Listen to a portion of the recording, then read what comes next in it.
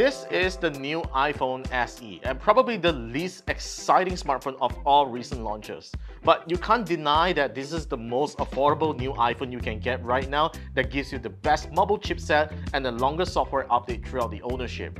But are these still unique selling propositions in 2022? And to be honest, why would anyone want a new iPhone SE when a larger but older iPhone 11 is priced almost the same and can be bought as new? Here are my thoughts about it after using a day.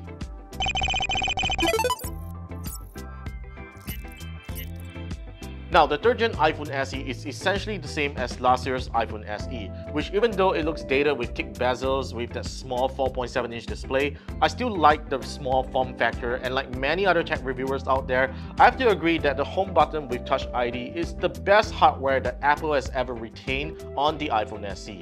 It just feels nice to press every time when you want to get back to the home screen, and unlocking the iPhone SE with my thumb has never felt as much as Face ID unless my fingers are wet.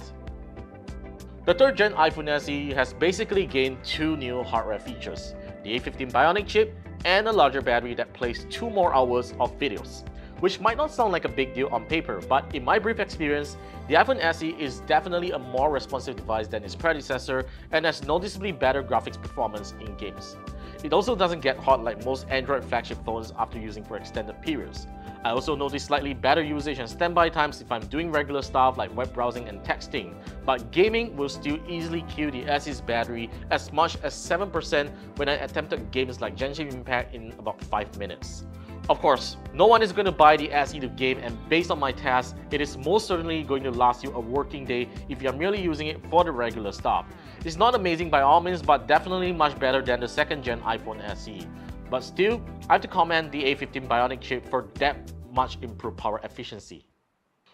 Although the iPhone SE uses the same 12-megapixel camera as its predecessor, the A15 Bionic chip enables Deep Fusion and Smart HDR4 on this camera, which I definitely see improvement in image quality when it comes to daylight photos, where details are noticeably sharper, colors and contrasts are much better than the second-gen SE's camera. You also get photography styles that can be useful for quickly applying different color temperatures and tones like the iPhone 13. Sadly, you still don't get night mode due to the limitations of the camera hardware. The phone still takes okay-ish indoor photos, but expect graininess and noise when you use it in most low-light situations. Now, even though the iPhone SE's camera features isn't on par with the iPhone 13's, one thing that still impresses me a lot is its video recording quality, as it still supports up to 4K 60 frames with excellent audio recording quality, as you can hear right now. So this is something that most other phones of the same price range could not offer, but the iPhone SE can. Now, let's talk about why the iPhone SE still matters and who it is meant for.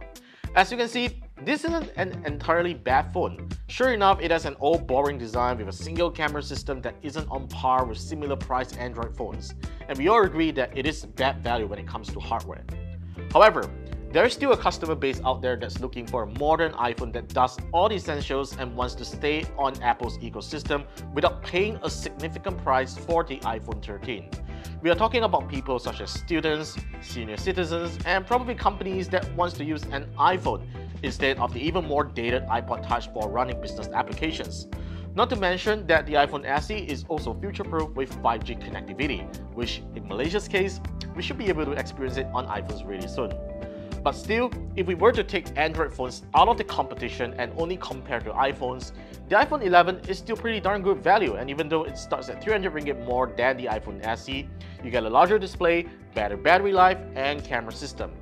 You are only losing out the performance gains on the A15 Bionic chip and 5G, so it's really hard to justify why anyone should go for the iPhone SE, not unless you care about 3 things: a small form factor, 5G, and longer-term software updates. Ultimately, the new iPhone SE is a great but confusing device. It is most certainly made for the more budget-conscious consumers in mind, but its price is nowhere close to affordability considering how much better Android phones are in terms of hardware offerings. So you really need to be that customer that appreciates Apple's software efforts and ecosystem to justify the purchase of the new iPhone SE.